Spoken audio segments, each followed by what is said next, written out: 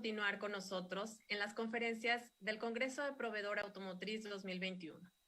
El día de hoy nos da mucho gusto tener como invitado a Jerónimo García de Bray, con la conferencia Integrando el factor disrupción en la cadena de suministro.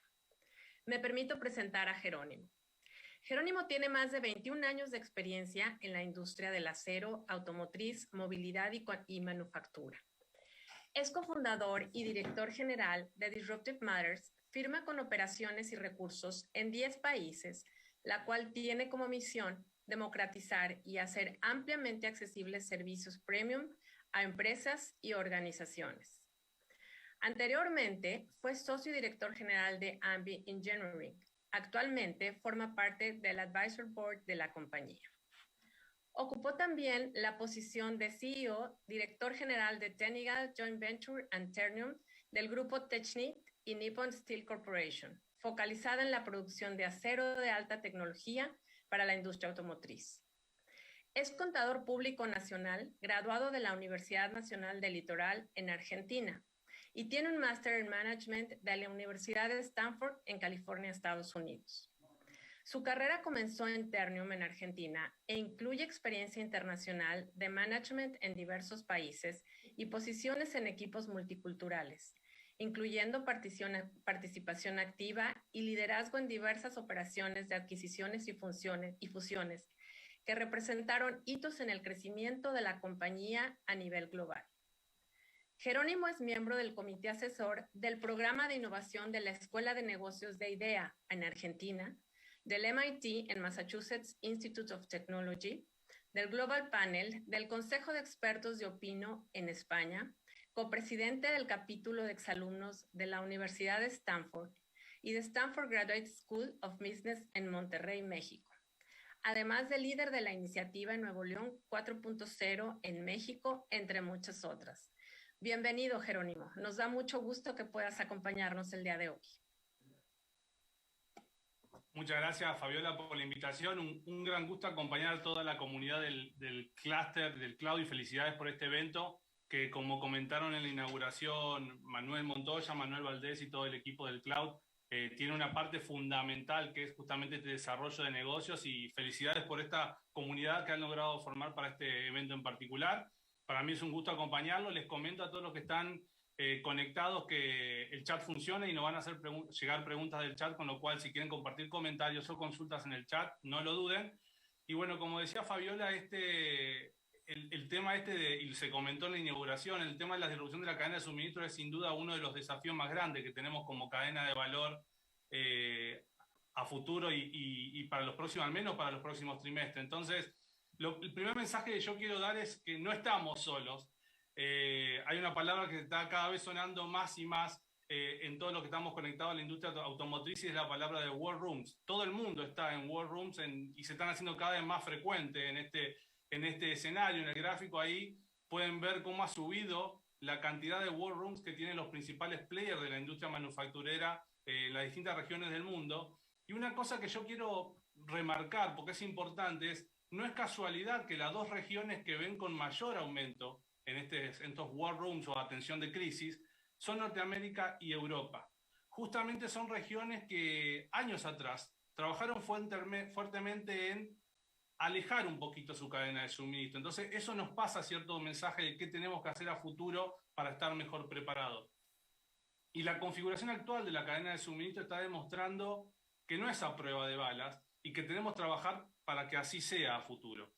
Entonces, la palabra supply chain es una palabra, es un tema, es un topic que está cada vez más presente, no solamente en los que estamos involucrados, está cada vez más presente en inversores, en stakeholders, en accionistas. En el gráfico que me pareció muy interesante y quería compartirlo, pueden ver cómo ha subido la cantidad de veces que se menciona la palabra supply chain en la llamada de inversionista, en la llamada de presentación de resultados de las empresas. Y es sin dudas el desafío de los próximos trimestres, por eso se menciona tanto. En estas épocas, digamos, decembrinas y de Black Friday, etcétera, seguramente ustedes también han leído varias noticias de cómo está haciendo tal empresa para afrontar la demanda que sabe que va a tener con la cadena de suministro con disrupción como tiene actualmente. Entonces es un tema que está en boca de todos. Ahora, un tema importante es que estar en boca de todos, un tema así operativo, está tal vez dejando de lado o haciendo que perdamos el foco en otros temas que también son muy estratégicos, pero hoy por hoy no nos da el tiempo de focalizarnos tantos, como son Industria 4.0, nuevas formas del trabajo, inclusive ciberseguridad, que va a ser un tema a futuro en un ambiente de negocios cada vez más conectado.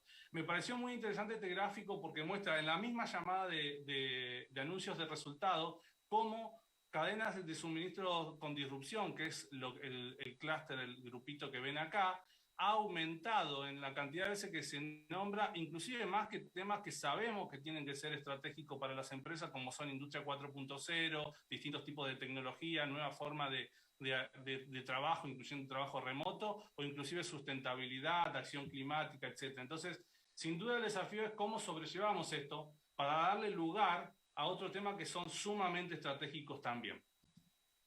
Ahora, la gran pregunta es, y acá lo quiero usar como una manera de raconto, parar la pelota y entender, porque pasaron las cosas tan rápido en los últimos año y medio, 2 años, es cómo llegamos acá, desde un inicio del 2020, donde yo creo que si alguien nos decía que en el 2021 íbamos a estar hablando de cadenas de suministro que no pueden afrontar una demanda creciente, de un contexto inflacionario por aumento de demanda, nadie lo creíamos, ninguno de nosotros. Entonces, ¿cómo llegamos acá? Bueno, por ahí por noviembre, diciembre en Asia, por enero, febrero, marzo aquí, inicio de la pandemia, y con el inicio de la pandemia, el 2020 estoy hablando, lockdown, cierre de actividad, y como sabemos, y el clúster hizo un muy buen trabajo ahí coordinando a toda la comunidad automotriz. En la industria automotriz luchamos por ser declarado industria esencial para seguir trabajando, pero en general el mundo se detuvo un poquito. Alguien apretó el botón de pausa y hubo una caída de actividad muy, muy grande. Ahora, tan solo algunos meses después, tras cartón, la actividad rebota, y rebota muchísimo, y rebota en niveles de lo que no pensábamos que iba a rebotar. Y eso le empieza a meter un poquito de presión, o bastante presión, a la cadena de suministro. Y ni hablar de cómo se transformó esa presión cuando pasó esto. Uno de los barcos más grandes del mundo tapa uno de los canales de comercio más grandes del mundo, el Ever Given tapando el canal de Suez.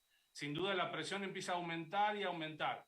Y si queremos, acá vale mucho la palabra, agregar algún condimento más a esta tormenta perfecta, estamos ante una de las peores temporadas de huracanes, que como sabemos es un factor que siempre genera cierta disrupción en las cadenas de suministro. Para darle un números y que se den una idea de cómo es la temporada de huracanes actual versus las anteriores, tomemos Estados Unidos como ejemplo. Entre 2004 y 2005 hubo 7 huracanes que tocaron tierra. Entre 2009 y 2016, o sea, en 7 años, 13 huracanes que tocaron tierra en Estados Unidos. Entre 2020 y 2021, en tan solo 2 años, 18 huracanes que tocaron tierra. Ese es otro factor que no hay que perder de vista cuando hablamos de disrupción de la cadena de suministro. Y creo que a todos los que estamos involucrados en la industria automotriz nos gusta darle un poquito de estructura a los problemas para entenderlo y con un esquema mental saber cómo atacar y cómo afrontar cada uno de ellos. Entonces, los quisiera resumir en este gráfico y entrar un poquito a detalle, entender cuál es la dinámica de cada uno para después hablar un poquito a futuro de cómo afrontarlo, de cómo estar mejor preparados en estos 6 grandes grupos. La escasez de materiales, el aumento de precios en los fletes, la dificultad cada vez más alta para predecir la demanda, puertos congestionados, escasez de mano de obra y la necesidad inminente de acelerar nuestra transformación digital. Vamos al primero de ellos, que es la escasez de materiales. La escasez de materiales básicamente hay un aumento de demanda, la cadena de suministro no da abasto, se produce la escasez y aumentan los precios. Yo creo que el componente que está más en boca de todos nosotros es el tema de los semiconductores, de los chips. Manuel más temprano en la primera de las charlas de este evento compartió información muy interesante al respecto de cómo impacta este escenario de semiconductores. Pero acá hay un dato fundamental. Un auto hoy utiliza 1.400 semiconductores distribuidos por todo el auto. Obviamente a futuro, en una visión estratégica, una de las cosas que va a pasar, pensando en qué puede llegar a suceder a futuro, es que estos semiconductores se empiecen a concentrar, que un semiconductor, un chip, empieza a funcionar de manera administrador de distintas funciones. Pero hoy por hoy este es el escenario. Hay 1.400 semiconductores para controlar cada carro. Y esto ha crecido, claro que ha crecido, es una tendencia que va en crecimiento exponencial. Se estima que en tan solo 8 años el 50% del costo de un auto, o sea, en el 2030, va a ser relacionado con el costo de los semiconductores. En el gráfico que están viendo en pantalla actualmente ven cómo este porcentaje subió de valores muy mínimos en los 70s, 80s a este 50% que les menciono actualmente. Y obviamente es un insumo nuevo, es un activo nuevo que estamos metiendo al auto y, como dice la frase, todo poder trae una responsabilidad. Hoy por hoy, si hablamos de los recalls automotrices, el 50% de los recalls del 2019 tuvieron que ver con semiconductores. Entonces también es un insumo al cual hay que ponerle mucho foco en temas de calidad. Pero la explicación de lo que está pasando, si bien es una combinación de diversos factores, tiene uno con una incidencia muy superior al resto. Y es la concentración de la oferta de los semiconductores en pocas alternativas. En el gráfico que están viendo en pantalla se ve cómo se divide el pie, la torta de producción de semiconductores a nivel mundial. 3 empresas concentran más del 50% de la producción. Y si vemos las empresas, hay una alta concentración en regiones que sabemos, geopolíticamente hablando, presentan cierto desafío, como son Taiwán y Corea del Sur. Cuando ante una escasez o crisis nos damos vuelta y vemos pocos players y automáticamente nos quedamos con pocas alternativas, sabemos que tenemos un problema para reaccionar rápido. Eso es lo que está pasando actualmente en la industria de semiconductores y con alto impacto. No quiero ser repetitivo porque Manuel también mencionó mucho el tema del impacto en la producción, pero la dimensión del impacto es muy fuerte. Tan solo en 8 meses, hasta agosto inclusive, se estima que la falta de semiconductores impactó en más de un 10%. Los últimos meses inclusive estamos viendo que sube este impacto y todos los que estamos relacionados a la industria automotriz sabemos que es una industria que está yendo a marchas forzadas, con plantas que están anunciando paros o prolongando algunos de sus paros justamente porque no pueden llegar a su nivel de producción por la falta de este insumo.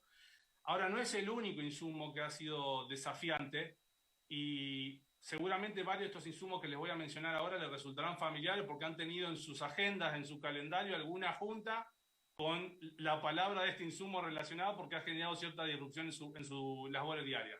Resinas, un insumo que está presentándose desafiante en su disponibilidad y precio. El acero, obviamente también. E inclusive otros insumos que si bien no son utilizados de manera directa por la industria automotriz y son utilizados a veces como insumos consumibles por proveedores de la industria automotriz. La madera, por ejemplo, es uno de ellos. El algodón es otro. Y me gustaría agregar un ejemplo más, porque si bien no tiene nada que ver con la industria automotriz, me parece que es un claro ejemplo cuando uno quiere explicar la dinámica de por qué está pasando lo que está pasando con ciertos insumos, y es el del catsup, que digamos, me parece un tema interesante a compartir. Inclusive el catsup, hoy por hoy estamos mostrando escasez e inclusive algunos aumentos de precios, por el aumento del consumo de lo que los americanos llaman los comfort food. Y eso hizo que el catsup escaseara actualmente y que hoy por hoy en algunos lugares sea difícil conseguir catsup para uso diario. Y esto obviamente tiene la pata del aumento del precio y como consecuencia natural. Y un ejemplo interesante relacionado con la industria es lo que está pasando con los automóviles usados. En este gráfico que ven acá en pantalla se ve el índice de precios al consumidor de los Estados Unidos hasta septiembre inclusive. Y la barrita amarilla, que está sobre las barras grises, es cuánto de ese índice de precios o inflación, básicamente, está relacionado con el aumento de precios usados. Si vemos abril, mayo y junio, casi la mitad de la inflación que hubo en Estados Unidos estuvo relacionada solo con el aumento de los autos usados, con lo cual es un tema que claramente está en la agenda macroeconómica de los países también. Ahora vamos al segundo efecto de esta coctelera, por llamarlo de alguna manera, que no es solamente producir los insumos, también es moverlo, es transportarlo. Y se está dando el fenómeno que obviamente estamos afrontando todos, que es el aumento del precio de fletes. Fletes por container y también de fletes terrestres.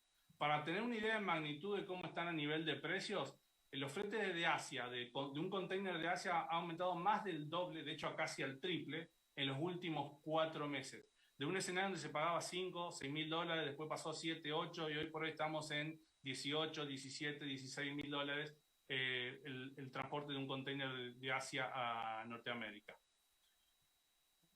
Y eso también tiene una explicación bastante parecida a la de los semiconductores. El tema de pocas opciones o una parte importante de la oferta concentrada en pocos players. Eso tiene un rol importante en lo que está pasando. Acá en el gráfico ven que si agarramos los principales transportadores a nivel mundial, los primeros 6 o 7 concentran más del 70% de la oferta que hay en el mundo, un tema que obviamente nos deja sin opciones muchas veces cuando queremos echar mano a otras alternativas. Y ustedes dirán, todo lo que estamos en el ambiente automotriz, decimos, bueno, pues seguro que hay room para mejorar la eficiencia, para mejorar la utilización, para hacer mejor uso del espacio. Si hay una industria que trabajó muchísimo en ello, es la industria del transporte marítimo. Y creo que para muestra, una imagen vale más que 1000 palabras. Creo que se hace difícil explicar en eso, que es básicamente cómo viaja un barco desde Asia a Norteamérica, dónde meter un container más para poder aumentar esa utilización. Entonces creo que obviamente siempre hay rumbo para la eficiencia, pero no es el tema de raíz en este tema en particular. Y no es solamente el transporte marítimo, también hay un efecto importante en el transporte terrestre. Hay un escenario de escasez y un escenario de aumento de precios que impacta a su vez en el movimiento interno y también al descongestionamiento de los materiales que llegan al puerto vía marítima y luego necesitan trasladarse a su destino final. Y de nuevo, el efecto es aumento de precios, un aumento importantísimo de los aumentos de los fletes terrestres en los últimos meses, como pueden ver en el gráfico, con información actualizada hasta el mes pasado, estamos en un nivel de aumento de casi el 50% versus fines del año pasado. Entonces también es un escenario desafiante a nivel disponibilidad y a nivel precio. Y el tercer elemento que me gustaría comentar es lo difícil que se ha vuelto predecir la demanda en un mundo que llamamos VUCA, lo llamamos VUCA por sus siglas en inglés de volátil, incierto, complejo y ambiguo. Y esta es una coctelera donde metemos condiciones geopolíticas que están cambiando y de hecho muy rápido, un comportamiento del consumidor que sin dudas no va a volver a ser el mismo que fue antes de la pandemia por muchísimas razones, desde que su escenario laboral, desde que trabaja híbrido en lugar de 100% de la oficina, hasta otros, eso obviamente impacta en su necesidades de movilidad distinta, hasta un montón de cosas más, inclusive prioridades personales, van a impactar muchísimo, están impactando muchísimo en ese comportamiento del consumidor. Y adicionalmente ya hablamos de precios, el escenario inflacionario obviamente es un factor que tiene en cuenta un consumidor al momento de tomar una decisión de compra. La planeación se está volviendo cada vez más clave en este escenario y creo que los movimientos exponenciales que estamos teniendo la hacen cada vez más difícil también. Y acá me gustaría mencionar un ejemplo. Hablamos ya de logística masiva, terrestre y marítima, pero toda la logística en particular está afrontando un escenario de difícil predicción de la demanda, inclusive la logística de la última milla. Ahí se menciona, por ejemplo, el ejemplo de FedEx y otras firmas que están cada vez teniendo más desafíos para predecir la necesidad o la demanda que van a tener a futuro. Y todas estas compañías están trabajando, obviamente, en optimizar procesos, optimizar modelos y también para ser más asertivos para, al final del día, ser más ágiles. La información en tiempo real, en real time, y tener una visibilidad cada vez más fácil de la cadena de valor, obviamente es fundamental para ellos, para poder lograr esta mayor asertividad. Y bueno, las cosas se trasladan desde Asia, Europa, donde sea, llegan al puerto y ¿qué pasa? Llegan todas juntas o llegan de manera irregular, no de manera planeada, y pasa lo que está pasando actualmente con una situación histórica que se está viviendo en el congestionamiento de los puertos. Esta es una situación más o menos en tiempo real, casi de hace algunos días en realidad, pero casi en tiempo real, de la cantidad de puertos que hay con situación de disrupción y cantidad de barcos que están esperando en esos puertos. Esto no es para nada una situación normal, esto es algo que claramente representa un desafío total para toda la cadena y un caso clave que me gustaría hablar a detalle porque me parece que es un buen ejemplo de lo que están viviendo todas las cadenas de suministros, el caso del puerto de Los Ángeles. El puerto de Los Ángeles al cierre de octubre tenía más de 60 barcos esperando a ser, solo barcos de container esperando a ser descargados. Una situación totalmente inusual y es, como ven en el gráfico, 10 veces más de lo que había en octubre del año pasado, con lo cual claramente es un tema que está generando una presión importante en la descarga. Si vemos el gráfico de la evolución de esto, para dar un poquito más de detalle, de una situación donde era extraño ver más de 1 o 2 barcos esperando ser descargados. Hoy por hoy estaban a mediados de octubre con 63 barcos esperando a ser descargados en puerto, con lo cual sin duda está poniendo una presión enorme. Y hablé de que muchas veces las imágenes nos transmiten un mensaje mucho más que las palabras.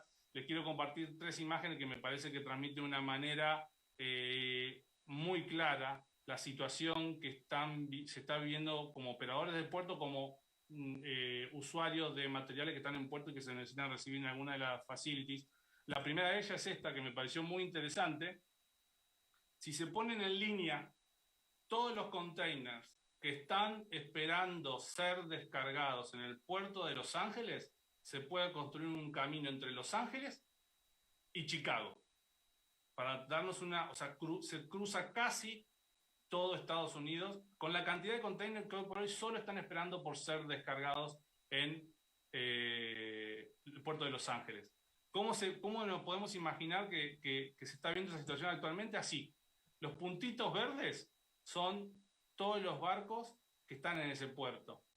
Eso en un escenario normal es 1, 2, máximo 3.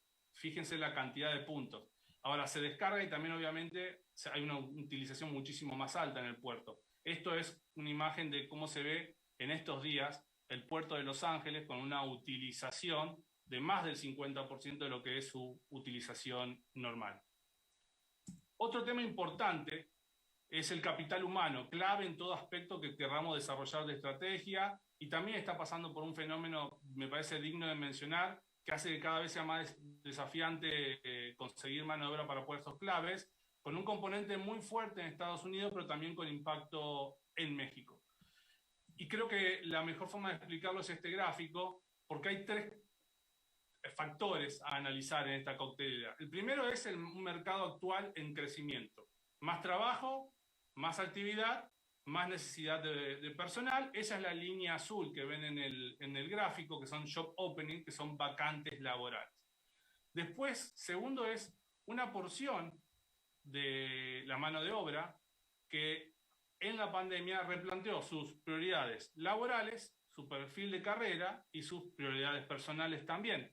De hecho, en Estados Unidos se está dando un fenómeno que tal vez ya seguramente leyeron, que se llama The Great Resignation, que es los niveles de renuncias en niveles históricos. Esa es la línea roja, o sea, a su vez que hay una mayor necesidad de mano de obra y una mayor renuncia, sobre todo en Estados Unidos. Y ante esta falta de personal, obviamente los despidos están en mínimo histórico. Esa es la línea amarilla que están viendo en pantalla. Tuvo obviamente el pico de la pandemia, pero hoy por hoy los despidos están en mínimos históricos, obviamente porque es muy necesario el personal. Y esto no solamente impacta la manufactura, también impacta, hablamos del sector de logística. Hoy por hoy se está haciendo muy difícil en los Estados Unidos conseguir conductores de tráiler, de camiones para todo el transporte terrestre, un factor más a agregar en la coctelera también. Y por último, pero no por eso menos importante, al contrario, es una base importante de lo que se debe hacer a futuro, está la necesidad de acelerar cada vez más la transformación digital.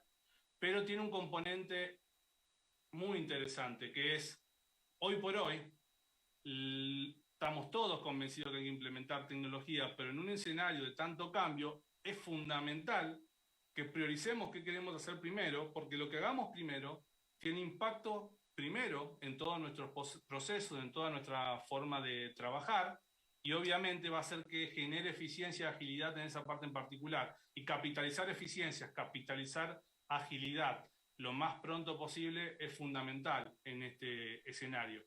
Y quiero mencionar un ejemplo que creo que transmite mucho de cómo se está haciendo cada vez más necesaria esta transformación digital. En este gráfico que ven de McKinsey, que me pareció muy interesante, es cómo han cambiado la necesidad de información pre y post pandemia. Entonces, está claro que hay una mayor necesidad de agilidad, una mayor necesidad de visibilidad, una mayor necesidad de previsión de escenarios, de potenciales escenarios futuros. Pero me pareció bueno mostrarlo. McKinsey hizo un research de distintos players de la industria y básicamente la pregunta es, ¿cada cuánto hacías tu planeación mensual? ¿La hacías cada mes, cada trimestre, cada semana? ¿Cada cuánto hacías tu planeación trimestral? ¿Cada cuánto haces tu plan anual? Y acá en el gráfico que ven en pantalla pueden ver cómo algunas cosas se han movido de ya casi nada, salvo temas estratégicos, se quedó en lo trimestral, en lo mensual, perdón, cuando en realidad antes era muy común que haya cosas mensuales. Muchos de los temas relacionados sobre todo a la operación, planeación de la demanda, planeación de la producción, planeación de las compras, necesitan una revisión semanal. De hecho, hay casos el que está marcándose ahí con la liñita roja que se está moviendo, de hecho, es uno de los casos más característicos. Antes muchas empresas hacían su escenario de necesidad de mano de obra, de producción más macro, de manera trimestral. Eso ya se movió a mensual, en el promedio, que es el puntito que ven en azul oscuro, e inclusive los que están más necesitados de información ágiles ya lo están casi llegando al rango mensual, semanal, perdón. Quiere decir eso que hay empresas que ya se están sentando para dimensionar cuánta gente necesitan, para dimensionar sus paros de planta, lo están haciendo de manera semanal en un mundo que se está moviendo cada vez más rápido y que adicionalmente tiene ese factor de disrupción. Y esto, básicamente, el título dice incorporar el factor de disrupción en la cadena de suministro. Este es un claro ejemplo de incorporar el factor de disrupción en nuestros procesos. Y no hay manera de hacer esto con la necesidad, velocidad y ampliación de scope con el que necesitamos que sin la incorporación de tecnología. Es imposible, con lo cual claramente esto nos pone sobre la mesa la necesidad de no solamente entrar en la transformación digital, que claramente lo tenemos todo claro, sino de la aceleración y de la priorización de las cosas que más necesitamos agilizar en el corto plazo. Como resumen, tenemos una disrupción de cadena de suministro. Si nos damos vuelta, eso lo que genera es que los pedidos nos lleguen a nosotros, si la disrupción la está enfrentando a nuestros proveedores, o les lleguen a nuestros clientes, si la disrupción la estamos enfrentando nosotros, con demora. Y este índice me parece muy interesante porque es un índice que mide el descalce entre la fecha en la que el cliente pide algo y la fecha en la que le llega ese pedido. Y la suba de la curva implica un mayor índice de demora, un mayor descalce. Como pueden ver, de nuevo, y no es casualidad, las regiones que más están enfrentando ese descalce, esa demora en las entregas, son Norteamérica, que es la línea que ven en azul clarito, y Europa, que es la línea que ven en azul un poquito más oscuro. ¿Por qué? Porque tienen más dispersada geográficamente su cadena de suministro. Hay un montón de combinaciones, pero todas ellas impactan, pero el tema de la dispersión de su cadena de suministro es fundamental. Por eso Manuel Valdés, Manuel Montoya y los presidentes de las distintas comisiones de desarrollo de proveedores y de Tier 2 del cloud nos hablaban de esto. Nos pone sobre la mesa una oportunidad de participar en el desarrollo de cadena de suministro local y la responsabilidad de desarrollarlo nosotros mismos también. Ahora, si hacemos un foco en Norteamérica en particular, en este índice, vemos que desde mediados del 2019 hasta el mes pasado, subió en casi un 75% este descalce, y obviamente eso genera ciertas fricciones y ciertas dudas en toda la cadena de cómo avanzar a futuro y cuál es el escenario futuro. Ahora, estoy hablando mucho de la industria automotriz, obviamente porque el foro es de industria automotriz, pero generalmente en estas cosas, cuando uno agarra un ejemplo típico y empieza a desmenuzarlo, sirve muchísimo para imaginarnos lo que está pasando en el contexto actual. Les quiero recomendar una lectura, no la puse por motivo de tiempo, pero el Wall Street Journal lanzó hace creo que 3 semanas esta nota que es muy interesante y toma como un insumo bastante contraintuitivo, tal vez para explicar el impacto de la disrupción en la cadena de suministro, pero súper interesante porque tiene muchísimos puntos de contacto de esto que estamos hablando de la industria automotriz, que es básicamente un hot tub, una bañera, un jacuzzi, y muestra cómo su cadena, cómo pasó de una cadena de suministro muy local, muy regional, cómo se dispersó y cómo el impacto de esta disrupción de la cadena de suministro está generando una demora importantísima en producción, en abastecimiento de demanda, incluyendo que también la gente está más en su casa, le está metiendo más lana, más dinero a su casa en distintas inversiones o cosas que hacen que disfruten más de estar en su casa y también está subiendo la demanda. Se los recomiendo, muy interesante, muy bien realizado, y creo que está muy bueno también para sacar algunos conceptos teóricos aplicados a temas prácticos a la industria. Y ahora la pregunta, yo creo, del millón es ¿cuándo se empieza a normalizar esta situación? Hace una semana y media, 2 semanas creo, el Wall Street Journal publicó esta encuesta que realizó en octubre a distintos líderes de opinión, ya sean economistas, ya sean miembros del Estado, del sector público, también líderes de empresa, en cuándo veían que esta situación de disrupción en la cadena de suministro se normalizaba. El consenso, en un porcentaje importante, es entre el segundo trimestre y el tercer trimestre del 2022, del año que viene, con algunos diciendo que también se puede llegar al cuarto trimestre o al 2023, pero hay un consenso bastante generalizado en que es entre el segundo y tercer trimestre. Y si ven la forma, ahora que estamos acostumbrados mucho a hablar de olas, es como una ola que tenemos que surfear para transitarla lo mejor posible, pero también para aprovechar, para fortalecer procesos, para desarrollar proveedores, como se mencionó, y para fortalecer también nuestra visibilidad y conexión con toda nuestra cadena de valor. Y para surfear esta ola, me gusta usar un ejemplo, tenemos como acciones de corto que tenemos que hacer ya como un tema de plan de contingencia, y acciones un poquito más estrategia de mediano y largo plazo. Y me gusta usar mucho la analogía esta del auto. En el carro tenemos las luces normales, eso podemos llamar las cosas que vemos en el corto plazo, y ahí vamos a implementar plan de contingencia o plan de contención o mitigación de riesgo, como queramos llamarlo. Y tenemos también las luces altas, las luces altas, que son las cosas que tenemos que hacer de manera un poquito más estratégica.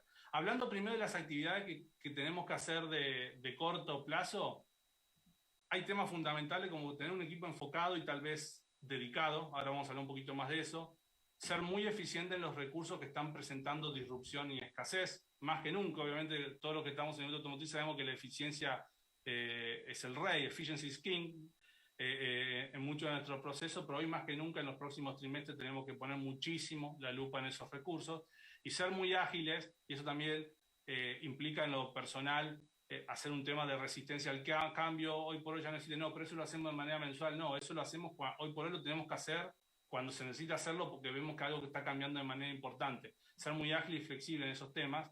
Ahora me gustaría que hablemos un poquito más de cada uno.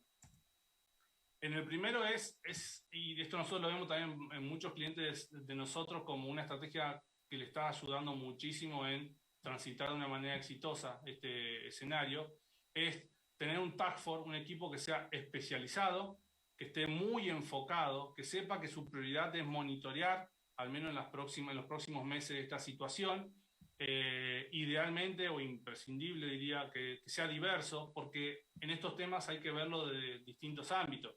Un ámbito es la logística, es qué tan factible es implementar los planes B o qué tan grande es la disrupción que vemos en algunos temas logísticos. Hablamos de la logística como uno de los temas importantes que está generando la disrupción actualmente.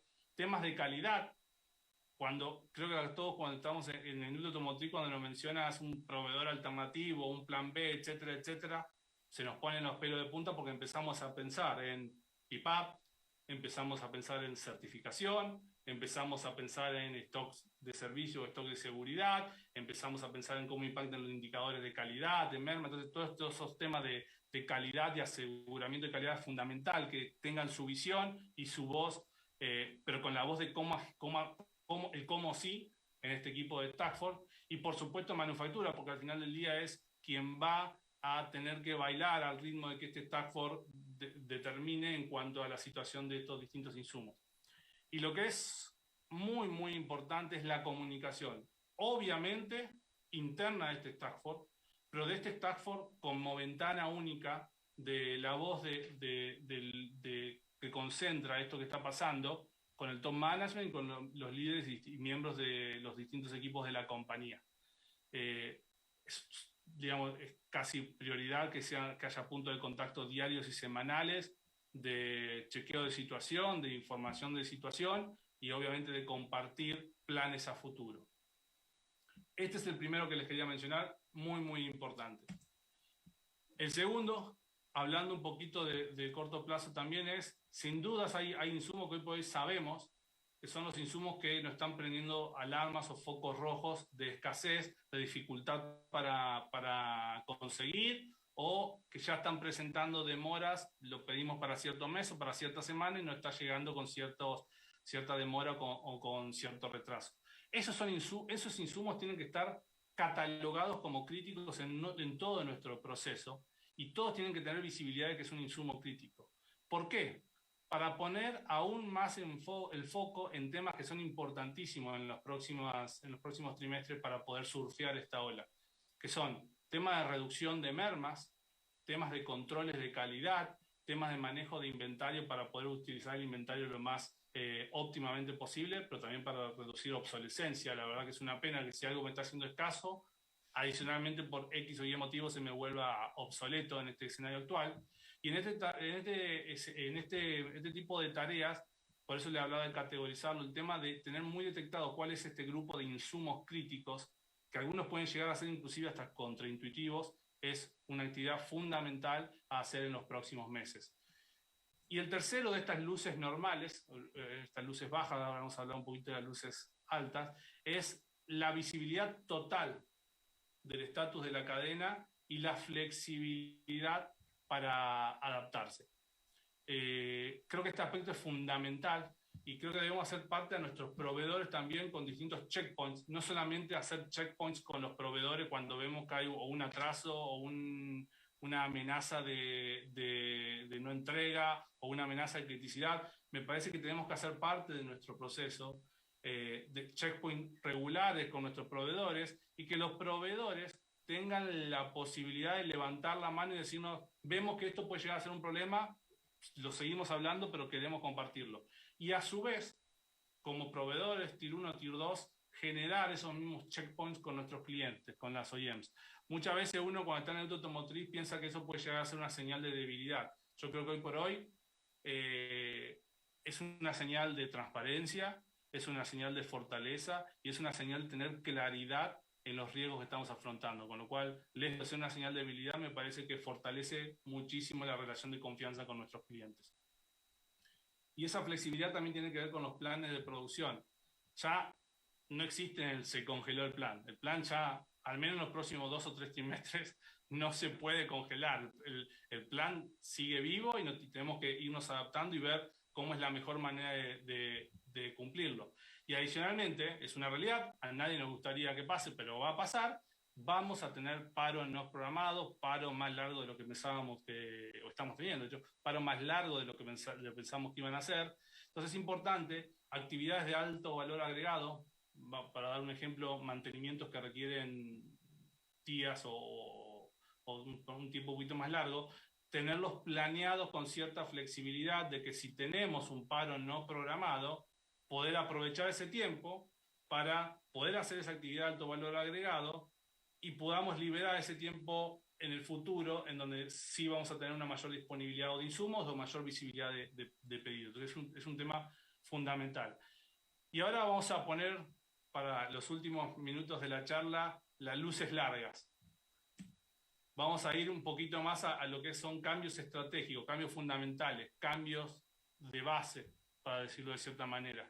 Y acá también me gustaría mencionar a 3 como fundamentales. El primero es la logística y la cercanía como pilar del diseño de la cadena de suministro. Tal vez lo dejamos un poquito de lado hace un tiempo, pero claramente lo demostró que es algo a tener en cuenta y mucho. asumimos que se daba por cierto, que se daba por dado, que estaba disponible, que era infinito, ya nos estamos dando cuenta que no es así.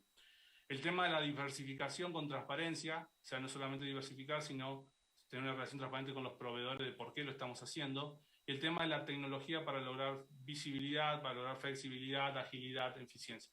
Vamos a hablar un poquito brevemente de cada uno de ellos. Primero, el tema de la logística.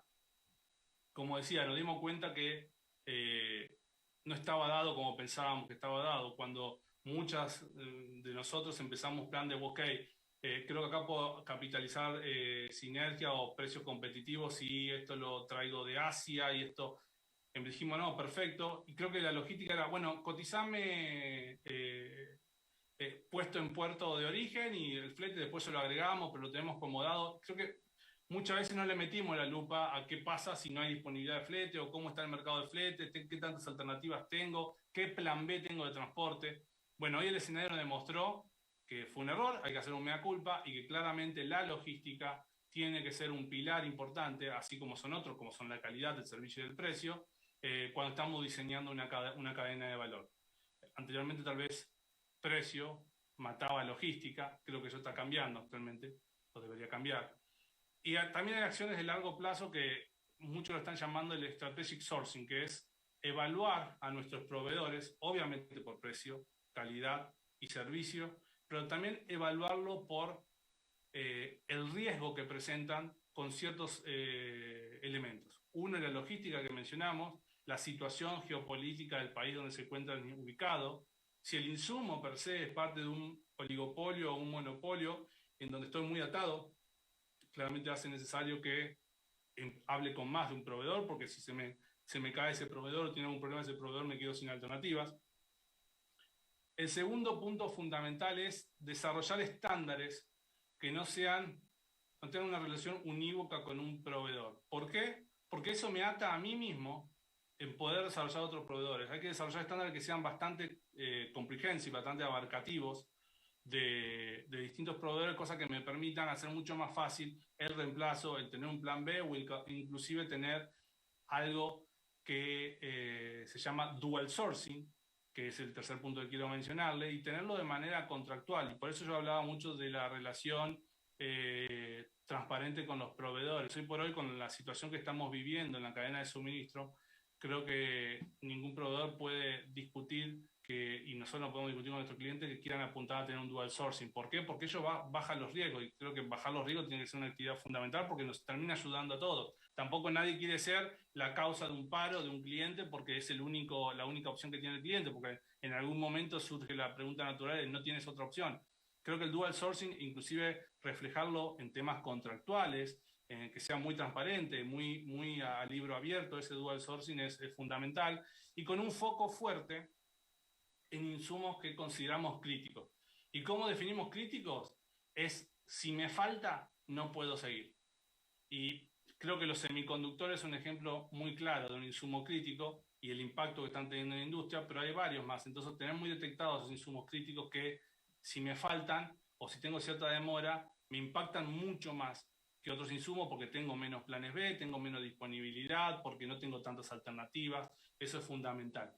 Y creo que tenemos que tomar esto, obviamente es un desafío, pero tenemos que tomar esto como una oportunidad de implementar un cambio dramático en nuestra estrategia de sourcing, de compras y de diseño de una cadena de suministro más sana. Así que creo que vamos a salir de esto mucho más fortalecidos, con muchas acciones claves que nos van a dejar muy bien parados y creo que como cadena de suministro inclusive más unidos de lo que estamos actualmente. El segundo punto que quiero mencionar es que estas estrategias tienen como un pilar fundamental las relaciones interpersonales, tanto a la interna como a la externa. Mundo cambiante, desafíos, faltante de material, war rooms, claramente son cosas que a la interna generan una presión más alta que la que tenemos habitualmente para nuestros equipos, y creo que como líderes tenemos que estar muy cerca de esos equipos.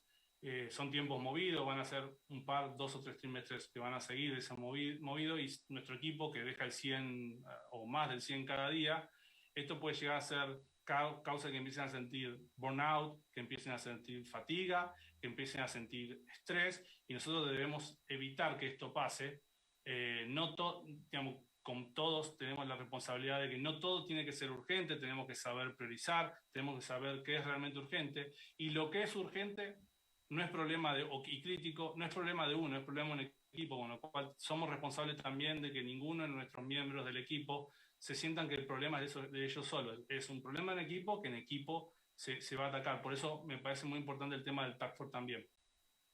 Y a la externa, ya tocamos un poquito el tema del dual sourcing. Eso obviamente es una conversación, a veces puede llegar a ser una conversación difícil si somos proveedores o con nuestros proveedores, pero es una conversación de esas difíciles que hay que tener.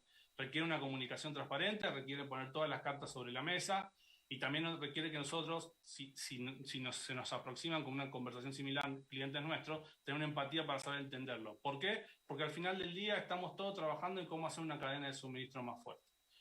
Y para terminar, no quiero dejar de mencionar de lo que estoy convencido que es el pilar para hacer todas estas cosas de manera eficiente. Creo que hoy más que nunca se hizo claro que tenemos una oportunidad de oro para diseñar nuestra estrategia de largo plazo, y que las herramientas digitales son fundamentales.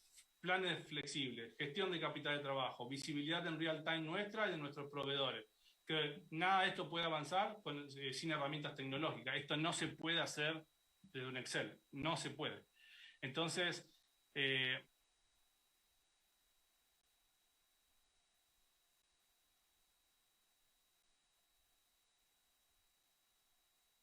implica que sea un pastel que nos comamos de a pedacitos.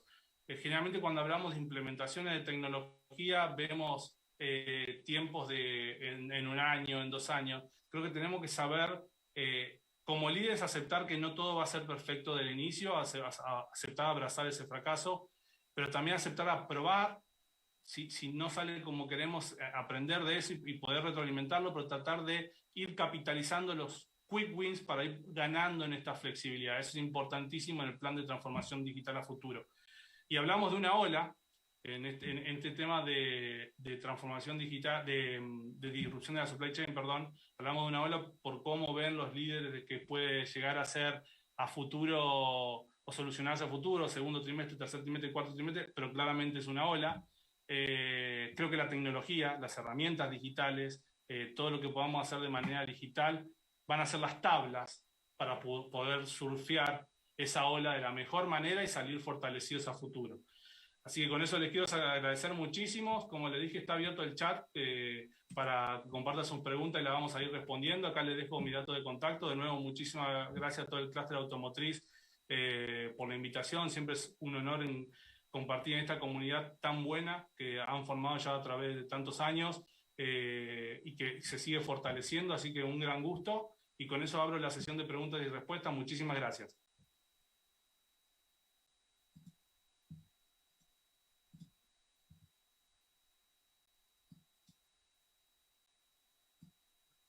No sé si dentro de nuestros participantes hay alguna duda, comentario para Jerónimo. Excelente tu presentación. Muchas gracias por tan atinada intervención y por compartirnos tu experiencia, Jerónimo. Muchas gracias a todos. Acá me están pasando una pregunta. Muy bien. Adelante. Me pregunta Gladys, saludos Gladys Araujo, pregunta, ¿cuáles serán los skills que requerimos desarrollar en nuestro equipo de trabajo? Creo que hablamos mucho de conceptos hard, obviamente, pero muchos de los skills tienen que ver con conceptos soft. Todos los temas que hablamos de tecnología, es buenísima tu pregunta, Gladys, porque uno cuando habla de estos temas duros puede llegar a pensar que, bueno, necesito que mi equipo de trabajo sepa de digitalización, de industria 4.0. Obviamente sí necesita, pero eso avanza tan rápido que se va a volver viejo muy rápido. Pero sí necesita un equipo que esté abierto al cambio, un equipo que esté abierto a aceptar el fracaso, a aprender del fracaso y poder rediseñar en base a él, un equipo que esté cerca de nuestra gente. Hablamos de que este contexto claramente nos pone un montón de presiones en el día a día.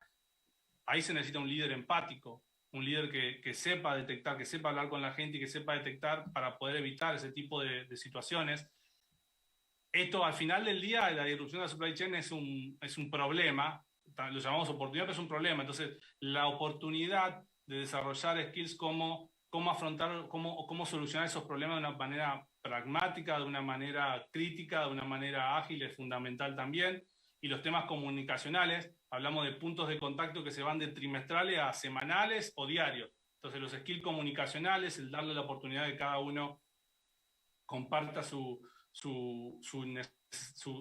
visión, ahí también quiero hablar mucho de evaluar la diversidad, obviamente la opinión de alguien de manufactura, de calidad, son muy importantes, con distintos niveles de experiencia en la industria, alguien que sepa muchísimo de cosas que pueden llegar a pasar a futuro porque le ha pasado a través de los años de carrera, y una visión fresca de alguien que sea joven y diga, pero ¿por qué acá no implementamos esto? Creo que ambas son muy, muy valiosas. Entonces, creo que esa valoración de la diversidad también es fundamental, y me parece que tenemos que enfocarnos muchísimo en esos skills soft, sin dejar de lado los hard, pero los hard se aprende muchísimo, los soft se aprende haciendo muchas veces. Entonces, eso es fundamental.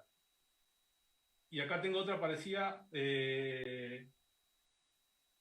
Me pregunta acá Clelia, saludos a Clelia, dice, y específicamente el sector automotriz ante retos y oportunidades globales. Creo que es muy buena pregunta también, Clelia. En el sector automotriz en particular, me parece que tenemos que desmitificar algunas cosas como temas de rigidez en algunos planes de producción. Me parece que este escenario nos pone enfrente el tema de que el plan de producción mensual ya no, al menos en los próximos años y algo, no va a ser mensual, lo vamos a actualizar de una manera mucho más frecuente, tenemos que ser mucho más flexibles, vamos a parar cuando pensábamos que no íbamos a parar, y bueno, eso es fruto del contexto, y tal vez vamos a estar produciendo cuando pensábamos que no íbamos a estar produciendo, y eso también va a ser fruto del contexto. La industria automotriz siempre se ha caracterizado de una muy buena manera, porque fue lo que la llevó a ser referente a nivel manufactura, a nivel global, por sus estándares, su planeación, sus pasos definidos. Bueno, este año y medio, la planeación es fundamental, pero es mucho más de corto. No vamos a tener, tenemos que estar acostumbrados que no vamos a tener, lamentablemente, pero creo que nos permite aprender muchísimo, no vamos a tener la visibilidad que estamos acostumbrados en la industria automotriz. Y también en temas en los cuales, obviamente, siempre es importante avanzar con pasos sólidos, tenemos la oportunidad de meter muchísima agilidad, como son los temas de calidad, de certificaciones y desarrollo de proveedores. Ahí tenemos una oportunidad muy, muy buena de, sin dejar de lado ningún proceso, porque son procesos muy importantes, en hacerlo muchísimo más ágiles y estar acostumbrado a otro tipo de tiempo. Acá me pregunta Gladys también, Gladys, que es referente en calidad, de hecho, a nivel global, ¿cómo ves el futuro de calidad en Buca? ¿Qué cambios se deben hacer para apoyar la cadena de suministro? Creo que cambios fundamentales tienen que ver con esto que hablaba actualmente. Creo que tenemos que repensar los procesos. Estamos acostumbrados a que primero es A, después es B, después C, por ejemplo, el tema de certificaciones. Creo que tenemos que estar acostumbrados, tenemos que rediseñar esa cadena de calidad para que haya procesos que corran en paralelo, con el riesgo de que si B no sucede, tal vez hice C, podemos decir de manera inútil, porque B no sucedió, entonces no es un proveedor que pueda llegar a certificar. Pero si B sucede, tengo mucho más cercano disponible al proveedor. Entonces me parece que tenemos la oportunidad de rediseñar esos procesos. Yo hablé un poquito así por arriba del tema de estándares. Creo que cuando uno habla de diversificar a sus proveedores, una de las cosas que ayuda más es tener estándares comunes. Es como cuando hablamos de los teléfonos y que el iPhone tiene una entradita para cargar el teléfono y los teléfonos que son Android tienen otra entrada, USB-C. Eso es un ejemplo, me parece bueno de hablar de tratar de unificar estándares. Si iPhone o algún productor de un teléfono Android tiene una escasez de cargadores, no puede ir al proveedor que hace los cargadores de iPhone porque la entrada es distinta. Entonces creo que tenemos eso, tal vez en una escala distinta, con ejemplos distintos, también pasa en la industria automotriz. Muchas veces los estándares están definidos con una relación uno a uno cliente-proveedor, por temas de patente, desarrollo de tecnología que son muy respetables y se tienen que seguir manteniendo, obviamente, pero limitan muchísimo el desarrollo de proveedores. Entonces, a nivel calidad, creo que tenemos una oportunidad buenísima en estos trimestres que siguen para poder trabajar en generalizar un poquito más esos estándares. Estamos viendo, afortunadamente, algo de movimiento en la industria. Armadoras, para mencionar un ejemplo, y seguramente es un ejemplo un poquito más técnico, pero todos los que están involucrados en el industria automotriz, que están conectados, lo van a entender. Armadoras americanas incorporando concepto de BDA o de BDA. Antes decían, bueno, BDA europeas, americanas y ATF. Ahora como están empezando a compartir conceptos, ¿por qué? Para ver cuál es la forma más ágil de desarrollar un proveedor. Esas cosas son positivas y creo que tenemos un escenario de varios trimestres para poder seguir trabajando y desarrollando en ese tipo de conceptos que sin duda van a fortalecer la cadena de suministro.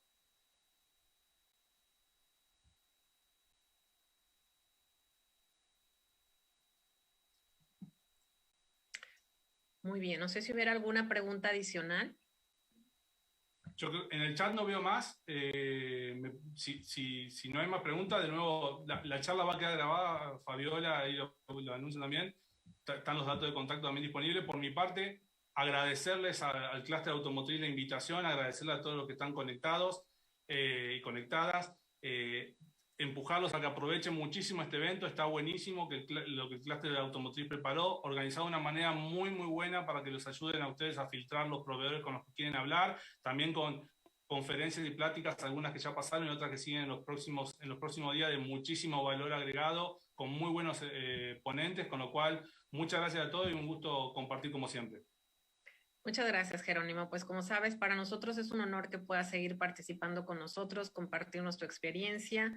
Y bueno, pues les damos a todos las gracias por haber estado conectados en esta excelente ponencia y plática. Y los invitamos a continuar con nosotros en el resto de las conferencias.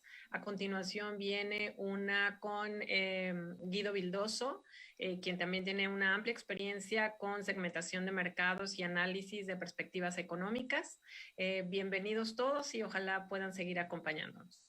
Gracias, Jerónimo. Y te invitamos. Un gran abrazo a todos. Hasta luego. Hasta luego.